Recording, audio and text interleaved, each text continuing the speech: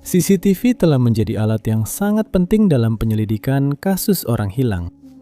Sistem pengawasan memberikan wawasan penting tentang pergerakan terakhir yang diketahui dari orang-orang yang menghilang, memungkinkan penyelidik untuk menyusun kemungkinan rangkaian peristiwa. Meskipun ada prosedur pelacakan ini, keberadaan banyak orang masih belum diketahui. Nomor 10. Hanya ada satu kalimat informasi tentang latar belakang dan kepribadian Ashley Bosma, yang semuanya bisa disimpulkan dari keadaan seputar hilangnya dia. Pertama, Ashley berusia 40 tahun pada tahun 2025, dan berdasarkan area tempat dia menghilang, dia menyukai kegiatan di luar ruangan, mendaki, dan berkemah. Sisa deskripsi tentang wanita yang hilang tersebut dirangkum dalam poster-poster yang tersebar di jalan-jalan ramai dan lini masa media sosial. Ashley Bosma, kata mereka, terakhir kali terlihat mengenakan legging berwarna merah muda dan sweater abu-abu. Dia memiliki mata biru dan pada saat menghilang, rambutnya diwarnai dengan warna agak merah muda. Tingginya sekitar 5 kaki 4 inci dan berat badannya sekitar 115 pon. Dan sejak tanggal 14 Oktober 2025, tidak ada seorang pun yang melihat atau mendengar kabar darinya. Keadaan seputar hilangnya dia sangat aneh dan penyelidikan telah terhenti dengan sedikit petunjuk dan tidak ada informasi yang muncul. Garis waktu hilangnya Ashley dimulai pada hari itu di Pulau Vancouver, British Columbia, Kanada. Di sini wanita tersebut pergi memancing, meskipun tidak dijelaskan dengan siapa dia pergi jika memang ada orang lain. Perjalanan tersebut dipastikan terjadi di Cumberland, di mana Ashley dikabarkan mendirikan tenda di dekat Danau Comox yang terletak di Taman Danau Cumberland seluas 24 hektar. Cagar alam tersebut menawarkan pantai berpasir, platform apung untuk berenang, area perkemahan, 14 lokasi berfasilitas area perkemahan kelompok, dermaga, peluncuran perahu, jalur pendakian, dan hingga 34 lokasi tanpa fasilitas. Taman ini juga menjadi habitat bagi rusa ekor hitam, rusa Roosevelt, cougar, dan beruang hitam, sehingga para berkemah diwajibkan menyimpan semua makanan dalam wadah yang tahan terhadap hewan. Selama 4 hari sebelum Ashley menghilang, dia terlihat di kamera pengawas memasuki sebuah tempat yang tidak disebutkan. Gambar ini memberikan pihak penegak hukum dan masyarakat gambaran baru tentang seperti apa penampilan Ashley saat dia menghilang. Beruang hitam sering terlihat oleh para pengunjung taman-taman ini. Diduga setelah mendirikan tenda di dekat danau, Ashley mungkin masuk ke salah satu jalur pendakian di sekitar, meskipun para penyelidik tidak bisa memastikan jalur mana yang mungkin dia lewati. Juga ada dugaan bahwa dia mungkin dijemput oleh seseorang atau berjalan ke lokasi yang tidak diketahui. Keadaan seputar hilangnya dia masih belum diketahui oleh pihak penegak hukum yang tetap membuka semua kemungkinan. Setelah tidak mendengar kabar darinya selama 2 hari, ibunya, Sandy, melaporkan dia hilang ke RCMP. Sudah 6 bulan berlalu dan para penyidik telah menindaklanjuti setiap petunjuk yang mungkin sambil terus secara aktif menyelidiki kasusnya. Orang-orang terdekat sejak itu telah membuat GoFundMe untuk mengumpulkan hadiah bagi siapa saja yang memberikan informasi tentang keberadaan Ashley Bosma. Keluarga percaya bahwa menawarkan hadiah mungkin akan mendorong siapapun yang memiliki informasi untuk angkat bicara dan membantu mereka menemukan kerabat mereka yang hilang. Keluarga tersebut tidak tinggal di daerah Comox, sehingga mereka harus bolak-balik antara rumah dan mencari tempat menginap, yang menyebabkan biaya semakin bertambah. Uang yang terkumpul melalui GoFundMe juga akan memungkinkan mereka untuk melanjutkan upaya pencarian yang sedang berlangsung. Target donasi ditetapkan sebesar $9.000 Kanada dan lebih dari $7.500 telah terkumpul. Informasi apapun mengenai keberadaan Ashley Bosma dapat disampaikan ke Comox Valley RCMP di 25038-32. Para pemberi informasi diminta untuk menyebutkan nomor berkas kasus pada saat melapor. 025-158-16. Nomor 9. Lisa Dorian lahir di Irlandia Utara pada tahun 1979. Anak tertua dari 4 bersaudara dari pasangan Pat dan John Dorian. Dia memiliki 3 adik perempuan bernama Michelle, Joanne, dan Sierra. Di usia 20-an, wanita muda yang ramah, supel, dan menyenangkan ini bekerja sebagai asisten toko di kota tepi laut Bangor County Down. Dia berencana pindah ke Spanyol untuk memulai bisnis penyewaan jet ski dengan menggunakan uang ganti rugi akibat cedera pribadi sebesar 50.000 pound yang akan diterima pada pertengahan tahun 2005. Pada musim panas tahun 2004, Lisa mengakhiri hubungan 4 tahunnya dengan Jamie Millis dan mulai menghabiskan waktu bersama kelompok teman baru yang tidak disetujui oleh keluarganya. Mereka percaya bahwa kelompok tersebut memiliki hubungan dengan kejahatan terorganisir, narkotika keras, dan paramiliter loyalis. Sekitar waktu ini, wanita berusia 24 tahun tersebut dilaporkan mulai menggunakan narkotika secara rutin. Sebelum Lisa menerima kompensasinya, dia menjadi subjek dari kasus yang tak terpecahkan selama puluhan tahun. Pada akhir Februari 2005, dia menghabiskan malam Jumat di Broomsport sebelum menginap di rumah temannya di Bellwater. Keesokan harinya, dia terlihat di sebuah pub dekat Kirkjuban, lalu di sebuah pesta di Ballyhalbert, sebelum kembali ke flatnya di Bangor selama beberapa jam. Suatu waktu pada malam itu atau dini hari, Lisa meninggalkan apartemennya dan pergi ke rumah Naomi Drysdale di Ballyhalbert, di mana sedang berlangsung sebuah pertemuan lain. Pada hari Minggu 27 Februari, Lisa dan beberapa kenalannya pergi ke Ballyhalbert Caravan Park yang sepi untuk menghadiri pesta lanjutan. Banyak peserta pesta berada di bawah pengaruh narkotika rekreasional. Lisa dilaporkan menghabiskan sebagian besar waktunya bersama Mark Lovett, petugas perawatan area di tempat tersebut. Pada dini hari Senin 28 Februari, pergerakan terakhirnya yang diketahui telah didokumentasikan. Pada 1 Maret, teman sekamarnya menelepon adik perempuannya, Joanne, untuk memberitahu bahwa Lisa belum pulang ke rumah selama akhir pekan. Panggilan ke Lisa tidak dijawab dan keluarganya segera mulai mencari. Malam itu, keluarga bertemu dengan Mark Lovett yang menurut mereka tampak menangis dan gelisah. Dia mengaku bahwa dia dan Lisa sedang duduk di dalam karavan sekitar pukul 4.45 pagi ketika mereka mendengar suara keras dan melihat cahaya berkedip di luar. Keduanya berlari keluar karena ketakutan dan terpisah dalam kegelapan. Mark mengatakan bahwa dia kemudian mencoba menelepon Lisa, tetapi dia tidak menjawab. Dia mengklaim bahwa itulah terakhir kali dia melihatnya. Lisa Dorian dilaporkan hilang dan polisi mulai mencari di taman karavan serta di dalam karavan. Mereka menemukan tas tangan dan barang-barang miliknya yang lain. Pernyataan saksi terbatas karena sebagian besar tamu pesta berada di bawah pengaruh zat dan tidak dapat memberikan keterangan yang dapat diandalkan. Salah satu tamu pesta yang tidak mengonsumsi apapun memberikan keterangan lebih rinci. Dia mengatakan bahwa Mark dan Lisa mengalami halusinasi begitu parah sehingga dia menjadi khawatir terhadap mereka. Sekitar pukul 1.15 pagi, dia menelpon Lisa untuk menanyakan keadaannya, tapi dia tidak menjawab. Mark menjawab teleponnya dan dengan tidak jelas mengatakan bahwa dia berhalusinasi sebelum menutup telepon. Polisi kemudian menerima informasi yang saling bertentangan. Mark awalnya mengatakan bahwa dia menelpon Lisa setelah mereka terpisah, tetapi beberapa bulan kemudian dia juga menelpon pacar Lisa yang diduga mengaku sedang berada di Bangor bersama wanita lain. Pacarnya membantah hal ini dan mengatakan bahwa Mark hanya memberitahunya bahwa Lisa hilang. Dia juga mengungkapkan bahwa ponsel Lisa sebenarnya ada di flat miliknya di Bellwater. Setelah pernyataan yang saling bertentangan ini, Mark tiba-tiba berhenti berbicara dengan polisi dan menolak bekerja sama dengan keluarga Lisa. Pada Februari 2025, polisi merilis rekaman CCTV Lisa dari restoran Saltwater Brick yang direkam 2 hari sebelum dia menghilang. Itu tetap menjadi rekaman terakhir yang diketahui tentang dirinya. 2 dekade kemudian, Lisa masih hilang. Keluarganya tetap berharap bahwa suatu hari dia akan ditemukan. Dia digambarkan memiliki rambut pirang, mata biru, tubuh ramping, dan tinggi sekitar 163 cm. Hadiah sebesar 20.000 pound sterling ditawarkan oleh Crime Stoppers untuk informasi yang mengarah pada keberadaan Lisa atau penangkapan mereka yang bertanggung jawab atas hilangnya dia. Keluarga Lisa terus memohon informasi, berharap seseorang akan memberikan petunjuk yang akan membawa mereka ke arah yang benar. Dia terakhir terlihat mengenakan kaos putih, celana training warna terang, dan sepatu boot bulu putih saat dia menghilang. Informasi mengenai dirinya dapat disampaikan ke Kepolisian Irlandia Utara di nomor 101 atau melalui portal online mereka di psni.police.uk. Laporan dan tips anonim dapat disampaikan ke Crime Stoppers di 0800 555 111.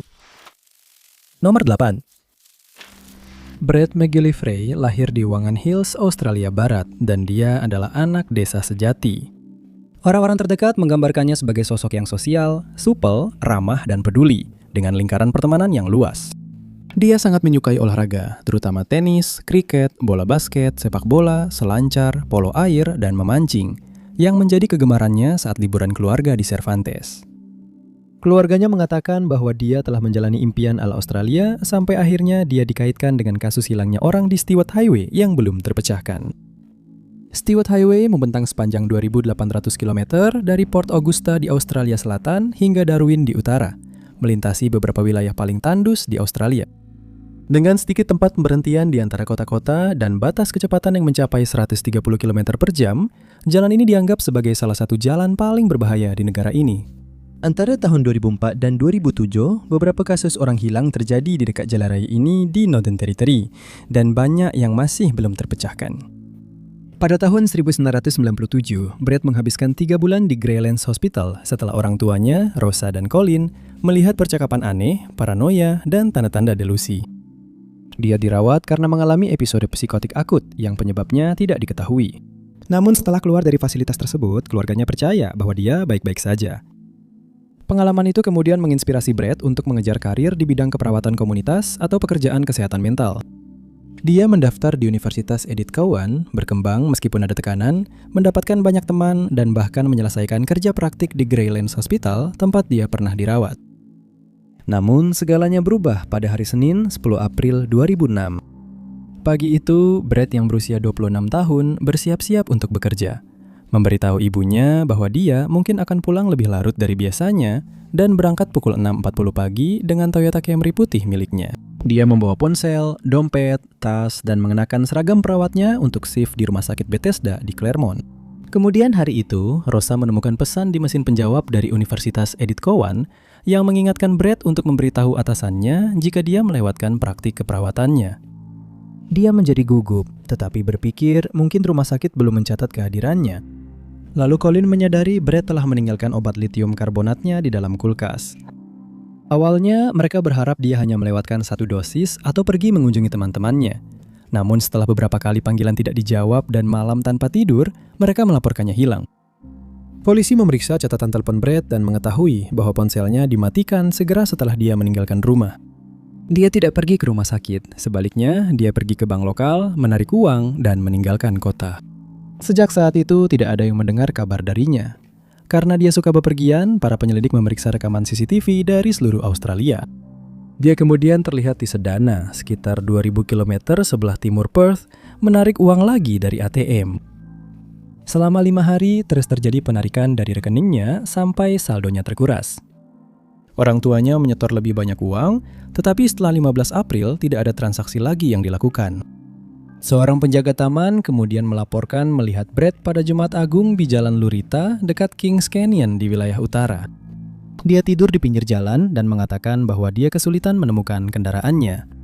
Dia memberitahu penjaga taman namanya dan mengatakan bahwa dia sedang dalam perjalanan pulang. Penjaga taman mengatakan bahwa dia tampak sehat secara fisik tetapi terlihat bingung, jadi dia menghubungi polisi Hermannsburg. Ketika informasi tersebut dikaitkan dengan kasus orang hilang Brett, polisi mendirikan pos pemeriksaan di jalan, tetapi dia sudah pergi. Pada tanggal 26 April, seorang sopir truk melaporkan sebuah Toyota Camry dengan nomor polisi 8CI766 yang ditinggalkan di Stewart Highway dan wilayah serangan. Itu adalah mobil Brett. Di dalamnya, polisi menemukan tangki bensin penuh, kunci masih di kontak, dompet Brett, dan ponselnya. Satu-satunya yang hilang adalah Brett dan tas hitamnya. Struk kemudian bahan bakar menunjukkan bahwa Brett berada di Alice Springs pada 15 April dan polisi melakukan pencarian melalui udara dan darat tetapi tidak menemukan petunjuk lebih lanjut. Hilangnya Brett tetap menjadi misteri yang belum terpecahkan. Keluarganya mengatakan tidak ada yang melihat sesuatu yang aneh pada hari-hari sebelum Brett menghilang, sehingga kasus ini terasa tiba-tiba, tak terduga, dan benar-benar di luar kebiasaannya. Brett McGillivray digambarkan sebagai pria Kaukasia dengan rambut biru dan mata coklat. Dia memiliki kulit yang cerah dan tubuh yang kekar. Dia dikatakan memiliki tingginya disebut 5 kaki 7 inci dan diyakini dia membawa ransel hitam kecil saat menghilang. Informasi dapat disampaikan ke Crime Stoppers di 1800 333 000. Sebagai alternatif, laporan dapat dikirimkan secara online di crimestoppers.com.au. Nomor 7. Pada tanggal 11 Maret 1933, Furman Delgado Pinto lahir di Peru, di mana ia tumbuh dalam kesederhanaan sambil bekerja di ladang. Orang-orang yang mengenalnya menggambarkan dia sebagai sosok yang baik, ramah, berorientasi pada keluarga, dan ceria. Karena ia tinggal di dekat pantai, ia mengembangkan kecintaan pada pantai dan memancing. Bahkan di usia tua, ia tetap mandiri dan senang berjalan kaki jauh, selalu pulang ke rumah tanpa bantuan. Ia tidak memiliki riwayat kondisi kesehatan, demensia, atau masalah kognitif yang terdokumentasi. Pada tahun 2011, Furman pindah dari Peru ke Chili untuk lebih dekat dengan putri-putrinya dan cucu-cucunya, menetap di komuni Peñalolan di Santiago. Pada bulan Maret 2018, salah satu putrinya dan suaminya merencanakan perjalanan kejutan ke Lima, Peru, untuk merayakan ulang tahun pernikahan mereka yang ke-25. Furman mengetahui hal itu dan bersikeras untuk ikut agar dia juga bisa mengunjungi keluarganya. Karena tiketnya dibeli secara terpisah pada menit terakhir, Furman harus kembali ke Chile sendirian. Keluarganya khawatir karena usianya, tetapi seorang pegawai maskapai meyakinkan mereka bahwa staf akan membantunya di bandara, termasuk saat turun dari pesawat dan pengambilan bagasi. Setelah 2 minggu di Lima, Furman naik pesawat pulang yang dijadwalkan mendarat di Bandara Internasional Arturo Marino Benitez pada pukul 7 malam tanggal 2 April. Kerabat di Chili menunggu di gerbang keluar 4 untuk menjemputnya, tetapi setelah semua penumpang keluar, Furman tidak pernah muncul. Ketika keluarga meminta bantuan staf bandara, mereka diminta untuk menunggu dan dilarang masuk ke area terbatas manapun, dan staf bahkan tidak mau mengonfirmasi apakah pesawatnya sudah tiba. Furman tidak memiliki ponsel, jadi tidak ada yang bisa menghubunginya. Putrinya, yang kemudian mendarat dari Lima, mendapati bahwa dia masih hilang. Kerabat-kerabatnya berpencar dan mencari di terminal itu sendiri. Salah satu memeriksa area taksi, tapi dia dikeluarkan. Mereka juga berbicara dengan penumpang yang baru tiba dan bertemu dengan seorang wanita Kolombia yang mengatakan bahwa dia juga dijanjikan bantuan di bandara, tetapi tidak pernah menerimanya. Akhirnya, keluarga itu menemukan seorang petugas polisi yang memaksa staf bandara untuk memberikan informasi. Staf mengklaim pesawat Furman telah tiba beberapa jam sebelumnya, tetapi ada masalah dengan bagasinya dan dia telah ditempatkan di kursi roda di area pengambilan bagasi serta diminta untuk menunggu. Mereka mengatakan dia menjadi frustrasi dan pergi sendiri. Keluarga dan petugas menuntut rekaman CCTV meskipun mendapat penolakan dari staf. Rekaman tersebut bertentangan dengan cerita dari pihak bandara. Fairman tidak didampingi sejak dia masuki terminal dan tidak pernah terlihat menunggu di area pengambilan bagasi. Seorang sopir taksi berbicara kepadanya, tetapi Fairman tidak naik ke kendaraan tersebut. Sekitar pukul 19.30, rekaman menunjukkan Fairman didatangi oleh seorang pria tak dikenal, yang diduga mungkin merupakan pegawai bandara. Pria itu menunjuk ke suatu arah dan Fairman berjalan ke arah tersebut menuju halte bus. CCTV kemudian menunjukkan Fairman sedang menunggu dalam antrean di sana, tetapi dia menjadi tidak sabar dan berjalan pergi hingga menghilang dari pandangan kamera. Itu adalah terakhir kali Fairman dipastikan terlihat. Fairman membawa 9.000 peso saat dia menghilang, membuat keluarganya khawatir bahwa dia mungkin akhirnya hidup di jalanan. Saat mereka menyelidiki, mereka menemukan orang lanjut usia dan rentan lainnya juga hilang dalam keadaan yang sangat mirip dan mengkhawatirkan. Fairman Delgado Pinto akan berusia 92 tahun hari ini. Dia digambarkan sebagai pria Hispanik dengan mata coklat dan rambut abu-abu pendek. Dia bertubuh sedang dan memiliki tinggi 5 kaki 6 inci. Informasi mengenai keberadaan pria yang hilang ini dapat disampaikan ke PDI atau hubungi 7082 178. Nomor 6. Amy Brown menggambarkan suaminya, David Lamar Brown, sebagai orang yang luar biasa, suami yang sempurna, dan kakek yang penuh kasih sayang. Pasangan ini telah menikah selama seperempat abad, dan pada tahun 2024, David berusia 70 tahun. Pasangan bahagia ini sedang dalam proses membangun rumah baru bersama pada tahun itu, dan dikabarkan sedang menjalani impian mereka serta merencanakan sisa hidup mereka. Sayangnya pada tahun yang sama, David menerima diagnosis yang tidak diharapkan dan tidak ada seorang pun yang bisa menduganya. Setelah mengalami beberapa masalah kesehatan, David pergi ke dokter dan didiagnosis menderita kanker stadium 4. Obat-obatan untuk pengelolaan penyakit diresepkan kepadanya dan ia segera memulai pengobatan untuk penyakit tersebut.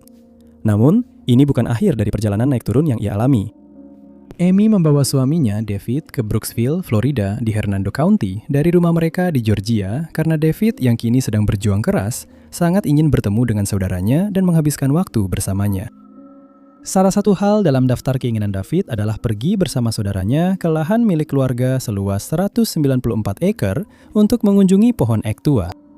Pada kunjungan inilah, David Brown tiba-tiba menghilang secara misterius, memicu pencarian besar-besaran yang hingga kini belum juga berhenti.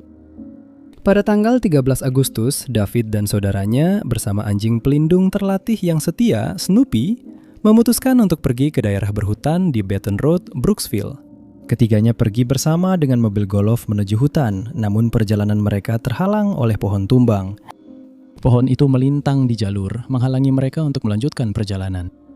Saudara laki-laki David memutuskan untuk kembali ke rumah untuk mengambil peralatan guna menyingkirkan pohon itu. Pria berusia 69 tahun itu tetap tinggal bersama Snoopy di sisinya sambil berkata, "Baiklah, saya akan melanjutkan. Saya akan pergi melihat pohon itu bersama anjing." Itulah terakhir kalinya orang-orang terkasih melihat atau mendengar kabar dari David yang tidak pernah kembali dari jalan kaki sebentar itu. Sebelum saudaranya kembali dari area berhutan, Snoopy sudah tiba di rumah dan David tidak bersamanya langsung membuat semua orang khawatir. Dia segera kembali ke jalan dan memulai pencarian selama berjam-jam yang tidak membuahkan hasil apapun. Pada pukul 1:30 siang itu, kantor Sheriff Hernando County diberitahu tentang hilangnya David Brown, dan operasi pencarian serta penyelamatan segera dimulai untuk seorang pria rentan yang membutuhkan obat secara teratur. Pihak berwenang dengan cepat mendapatkan rekaman dari kamera pemantau di area berhutan yang menunjukkan David berjalan ke arah selatan, tampaknya menuju Jalan Hayman sekitar pukul 10.40 pagi. Petugas polisi menuju ke area tersebut dan menyusuri jalur itu, menelusuri kembali jejak langkah pria tersebut. Lebih jauh di sepanjang jalur itu, di area sebelum ia melewati kamera, para penyelidik menemukan kacamata dan sepatu David, namun ia tidak terlihat dimanapun. Karena tidak ada lagi rekaman pengawasan, para penyelidik sekarang hanya mengandalkan informasi dari saksi mata yang mungkin melihat orang hilang tersebut. Menemukan David sangatlah mendesak mengingat kondisinya. Dia digambarkan sebagai pria Kaukasia dengan rambut abu-abu dan mata biru.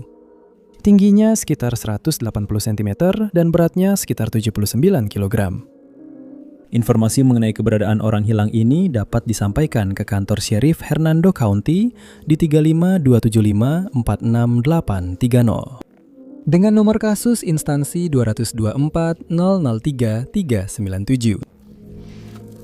Nomor 5. Sama seperti keadaan seputar hilangnya yang tidak biasa, tidak banyak yang diketahui tentang kehidupan Anna Qureshi, termasuk hubungan pribadi, afiliasi, dan riwayat hidupnya. Yang diketahui adalah dia berusia 33 tahun dan merupakan penduduk New Jersey, tinggal di sebuah apartemen bersama anjing kecilnya, The Heights, di Jersey City, di sebuah gedung yang terletak di South Street nomor 147. Hilangnya Anna bermula pada dini hari tanggal 1 Maret 2025. Sekitar pukul 4.56 pagi itu, dia meninggalkan apartemennya bersama anjingnya. Kunci dan ponselnya ditinggalkan di apartemennya, dan dari situ kita hanya bisa mengandalkan rekaman CCTV yang memperlihatkan Anna untuk menyusun sisa perjalanannya sebelum tiba-tiba terhenti. Rekaman pengawasan menunjukkan bahwa dia pergi ke salah satu taman di dekat rumahnya, yang kemudian dipastikan sebagai Riverview Fish Park. Tidak pasti apakah dia membawa anjingnya saat itu, tetapi ketika dia terlihat lagi, dia sendirian. Penampakan terakhir wanita yang hilang tersebut tercatat pada hari yang sama, di mana dia terlihat di Hoboken, 2 mil sebelah timur apartemennya di Jersey City. Dia terlihat dalam rekaman mengenakan jaket hitam, sweatshirt hitam, celana hitam, dan sepatu hitam. Ini akan menjadi terakhir kalinya dia terlihat di kamera pengawas. Setelah tidak ada lagi yang melihat atau mendengar kabar dari Anna, keluarganya melaporkan dia hilang, dan hal itu memicu penyelidikan serta upaya pencarian yang menyeluruh. Saat menyelidiki kasus ini, pihak berwenang menemukan anjing Anna yang secara aneh dan tidak seperti biasanya telah ditinggalkan sendirian di koridor apartemen tempat dia ditemukan oleh staf. Penemuan itu sangat mengkhawatirkan bagi keluarganya yang percaya bahwa itu bukanlah kebiasaan Anna untuk meninggalkan anjingnya dalam situasi seperti itu. Sejak saat itu, hanya sedikit kemajuan yang dicapai dalam kasus aneh ini. Petunjuk yang masuk sangat terbatas. Setiap informasi telah ditindaklanjuti, namun tidak ada satupun yang mengarah pada petunjuk baru yang dapat membawa penyelidik ke jalur yang benar. Orang-orang terdekatnya telah menawarkan hadiah bagi siapa saja yang dapat menemukan keberadaannya, dan pihak berwenang meminta anggota masyarakat untuk meninjau rekaman kamera pengawas dengan harapan kamera pribadi mereka merekam sesuatu. Kasusnya telah diklasifikasikan sebagai kasus orang hilang, dan hingga April 2026 masih belum terpecahkan. Anna digambarkan memiliki kulit sawo matang, rambut hitam, dan mata coklat. Tingginya 5 kaki 10 inci. Kedua telinga dan hidungnya ditindik, dan dia dikatakan memiliki beberapa tato. Informasi mengenai hilangnya atau keberadaan Anna dapat disampaikan ke Departemen Kepolisian Jersey City, Distrik Utara. 1-547-5350. Nomor 4. Charlene Hobbs adalah seorang ibu, saudara perempuan, anak, dan teman bagi banyak orang. Tidak banyak yang telah diungkapkan tentang kehidupan pribadinya atau masa lalunya. Ia dikatakan berusia 36 tahun pada saat dia menghilang dan merupakan penduduk Riverside, Cardiff. Garis waktu peristiwa yang berkaitan dengan hilangnya Charlene secara misterius dimulai pada 19 Juli 2024, hari di mana dia terakhir kali terlihat dan berkomunikasi dengan orang-orang yang dicintainya. Ketika kerabatnya yang biasanya mendengar kabar darinya tidak mendengar kabar darinya hari itu, mereka melaporkan dia hilang, yang kemudian memicu penyelidikan besar-besaran. Para penyelidik meninjau rekaman CCTV dari area sekitar, dengan satu kemunculannya terekam pada 23 Juli. Dalam video tersebut, Charlene terlihat di gerai lokal Morrisons di Adamsdown, Cardiff. Pada pukul 6.07 tanggal 24 Juli, kamera kembali menangkap dirinya, kali ini di sebuah properti yang terletak di Broadway, Adamsdown. Dari sana, polisi terpaksa mengandalkan laporan penampakan dari masyarakat yang sebagian besar tidak dapat dikonfirmasi, serta penyelidikan yang membuat mereka bertanya-tanya apa yang tidak dikatakan oleh anggota masyarakat. Salah satu dugaan penampakan terjadi pada tanggal 29 Juli ketika Charlene dilaporkan terlihat berjalan melintasi jembatan rel kereta api sekitar pukul 11.20 pagi itu. Jembatan itu, yang secara lokal dikenal sebagai jembatan hitam, menghubungkan Adamsdown ke Splat. Penampakan ini menunjukkan dia mengenakan jaket biru, berjalan dalam satu barisan bersama dua pria tak dikenal. Salah satu pria tersebut digambarkan sebagai orang Kaukasia dengan kulit pucat berusia antara 30 hingga 40 tahun. Individu kedua mengenakan penutup wajah hitam yang mungkin merupakan bagian dari mantel, shawl, atau balaklava. Penampakan kedua terjadi beberapa bulan kemudian pada tanggal 1 November dan menempatkan Charlene dan Corinne Cardiff sekitar pukul 17.30. Dia mungkin telah terlihat di depan asta dekat meja keamanan. Kali ini dia terlihat bersama seorang balita dan seorang wanita dengan rambut pendek berwarna burgundy. Ketiganya meninggalkan supermarket bersama-sama. Meskipun ada laporan penampakan yang belum dikonfirmasi ini, polisi mengatakan tidak ada satupun yang dapat membuktikan bahwa Charlene masih hidup. Kasus ini sejak itu menjadi kasus dingin. Penampakan-penampakan tersebut belum terkonfirmasi, dan kecurigaan masih ada bahwa anggota masyarakat mungkin tahu lebih banyak daripada yang mereka ungkapkan. Keluarga bersikeras, mereka tidak akan berhenti sampai mereka mengetahui apa yang terjadi padanya. Dan polisi tetap berdedikasi serta telah meningkatkan kasus orang hilang ini menjadi penyelidikan dengan prioritas lebih tinggi. Stopper sejak itu telah menawarkan hadiah sebesar 2.000 pound sterling untuk mendorong siapapun yang memiliki informasi agar melapor. Penyelidikan tersebut kemudian mengarah pada penangkapan seorang pria berusia 45 tahun yang kemudian dibebaskan dengan jaminan tanpa pembaruan lebih lanjut. Charlene dikatakan memiliki tato naga yang khas di punggungnya, seperti yang terlihat pada kamera CCTV. Penampakan terakhir di kamera menunjukkan rambutnya diikat sanggul dan mengenakan atasan gelap tanpa tali. Informasi mengenai keberadaan orang hilang ini dapat disampaikan ke Crime Stoppers di 0800 555 111. Nomor 3. Claudia Elizabeth Lawrence lahir pada bulan Februari 1974 di Malton, Yorkshire. Dia mendapatkan pendidikan di sekolah swasta di York College for Girls dan kemudian melanjutkan ke sekolah tata boga hingga lulus sebagai seorang koki. Dia bekerja di restoran dan hotel di seluruh York, tetapi jam kerja dapur yang panjang membuatnya memiliki waktu terbatas untuk keluarga dan teman-temannya.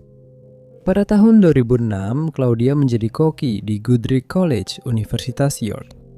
Pekerjaan itu memungkinkannya membeli rumah sendiri pada tahun 2007, sebuah pondok kecil di Hamworth, sekitar 3 mil dari tempat kerjanya. Majikannya menggambarkannya sebagai orang yang dapat diandalkan, dan setelah pindah ke sana, dia menghabiskan malam di pub Next Head dan kadang-kadang berlibur ke Siprus, di mana dia mencari peluang kerja. Pada tanggal 18 Maret 2009, Claudia bekerja pada shift pukul 6 pagi di Goodricke dan keluar sekitar pukul 2 siang. CCTV kampus menunjukkan Claudia pergi dengan berjalan kaki hanya beberapa menit kemudian. Sekitar pukul 3 sore, kamera lain merekam Claudia di dekat sebuah toko di Melrose Gate dekat rumahnya, dan seorang tetangga dilaporkan melihatnya di sekitar sana. Malam itu, Claudia berbicara dengan kedua orang tuanya melalui telepon.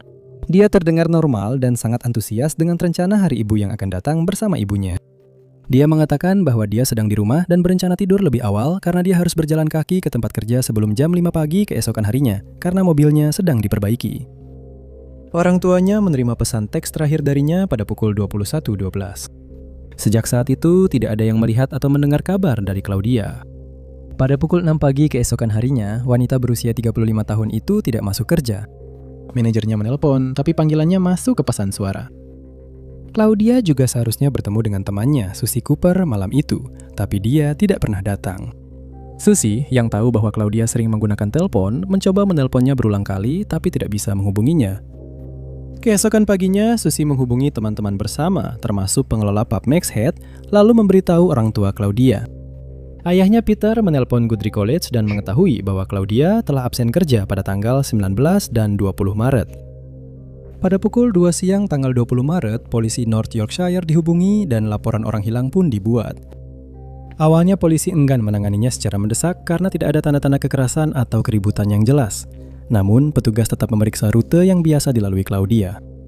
5 minggu kemudian, kasus ini ditingkatkan menjadi penyelidikan besar yang menyita perhatian publik di tengah kecurigaan bahwa telah terjadi kejahatan serius. Salah satu rekaman CCTV penting menunjukkan seorang pria tak dikenal berlama-lama di gang belakang rumah Claudia.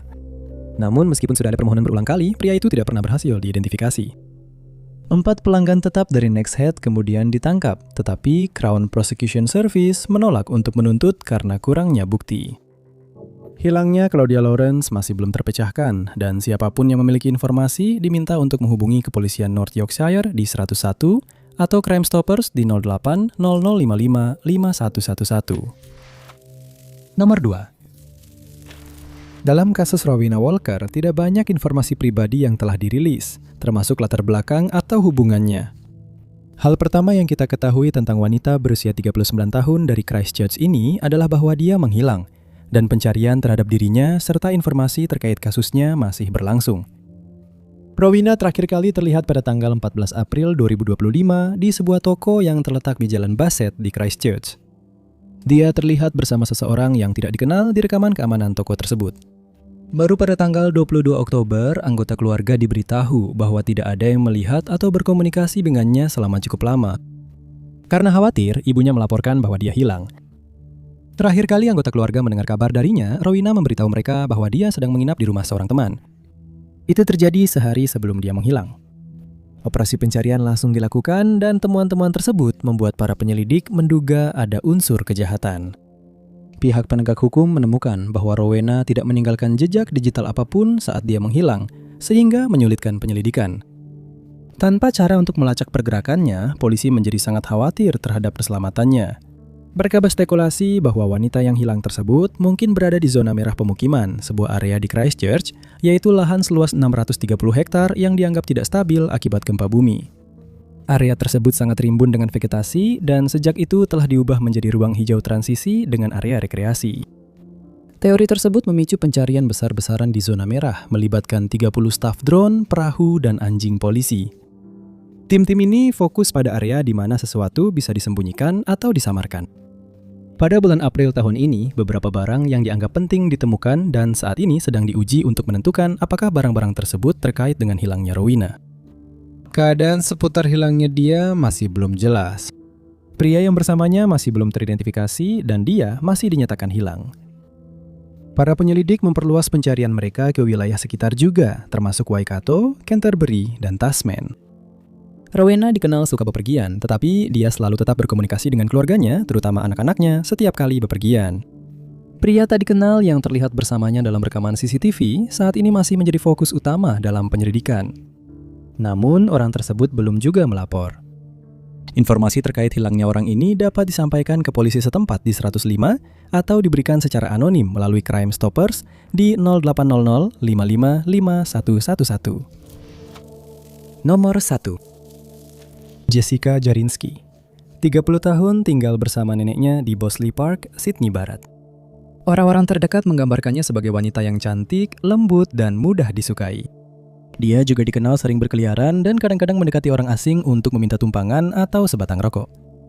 Kerabatnya mengatakan bahwa dia sedang berjuang dengan kesehatan mentalnya, meskipun dia tampak mampu mengatasinya. Dia terakhir kali terlihat oleh keluarganya di Bosley Park pada pukul 10 malam tanggal 25 November 2022. Dan setelah itu, dia menghilang, hanya sesekali terlihat di CCTV. Penampakan pertama yang terkonfirmasi terjadi 3 hari kemudian, pada tanggal 28 November pukul 8.35 malam. Ketika rekaman menunjukkan dia berjalan ke selatan di sepanjang jalan Zadro di Bosley Park. Malam itu juga dia terlihat di luar sebuah klub di jalan Prairievale, lalu di tempat parkir Greenfield Tavern di Greenfield Park. Sekitar 10 menit kemudian, dia terlihat pergi dengan sebuah mobil station wagon Blue Holden Commodore yang kemudian menjadi pusat penyelidikan. Polisi melacak kendaraan tersebut melalui rekaman kamera keamanan hingga pukul 9 pagi keesokan harinya ketika mobil itu terlihat di sebuah SPBU Ampol di Horsley Park. Seorang pria berusia 40 tahun yang kemudian diidentifikasi sebagai Paul Jones keluar dan mengisi bahan bakar mobil tersebut. Dia bertemu dengan Jessica malam itu dan tidak memiliki hubungan sebelumnya yang diketahui dengannya. Jones juga masuk ke dalam toko dan membeli rokok serta 2 botol minuman ringan. CCTV tampak menunjukkan seseorang di kursi penumpang mengenakan atasan oranye yang diyakini adalah Jessica yang sebelumnya terlihat mengenakan pakaian yang sama. Penyelidik juga memperhatikan ada ranting yang tersangkut di pintu penumpang yang sebelumnya tidak terlihat dalam rekaman kendaraan tersebut. Lebih dari 1 jam kemudian, mobil yang sama terekam melaju ke arah barat di Great Western Highway, namun kini kursi penumpangnya kosong. Pada November 2023, penyelidik mengungkapkan bahwa mereka telah menemukan Jones dan melakukan pemeriksaan forensik pada kendaraan tersebut, namun tidak menemukan bukti yang berguna. Jones telah disebut sebagai orang yang menjadi perhatian penyelidik, meskipun selain rekaman CCTV, tidak ada bukti yang menunjukkan bahwa dia telah menyakiti Jessica. Hilangnya Jessica Jarinski tetap mencurigakan dan belum terpecahkan, dengan penyelidik mempertimbangkan kemungkinan adanya tindakan kriminal. Dia digambarkan sebagai wanita Kaukasia dengan rambut pirang, bertubuh kurus, dan memiliki tinggi badan 5 kaki 6 inci. Dia memiliki tato di jari telunjuk kanan, bagian dalam pergelangan tangan kiri, dan bagian belakang lehernya. Dia terakhir terlihat mengenakan atasan oranye, legging hitam, dan sepatu tanpa hak. Siapapun yang memiliki informasi dapat menghubungi polisi Fairfield atau Crime Stoppers di 1800-333000. Hadiah sebesar 500.000 telah ditawarkan untuk informasi yang mengarah pada keberadaan Jessica. Terima kasih banyak sudah menonton. Jika Anda menyukai video ini, jangan lupa tekan tombol suka. Jangan lupa juga untuk berlangganan dan klik lonceng notifikasi agar tetap mengikuti semua unggahan kami berikutnya. Nama saya Top 5 Unknowns dan sampai jumpa di video berikutnya.